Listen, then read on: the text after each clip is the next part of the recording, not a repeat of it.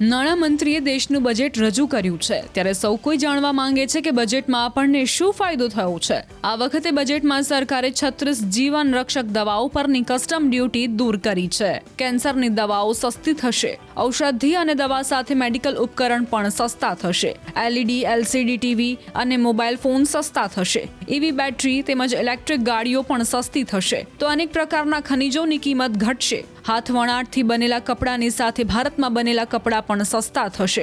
ચામડાથી બનેલા સામાન, સમુદ્રી ઉત્પાદનો, ફ્રોઝન ફિશ પેસ્ટ સહિતની વસ્તુઓ સસ્તી થશે। જેની સામે શું મોંઘું થશે તેના પર નજર કરીએ તો હવે લક્ઝરી કાર મોંઘી પડશે। ઇલેક્ટ્રોનિક્સ, કપડાં, ફર્નિચર, મોંઘા રમકડા, યાર્ડ્સ અને luxury boat, flat panel display, TV display, fabric મોંઘા થશે। સરકારે લિથિયમ આયન બેટરી સ્ક્રેપ પરની ડ્યુટી દૂર કરવાની જાહેરાત કરી છે। આનાથી બેટરી સસ્તી થશે।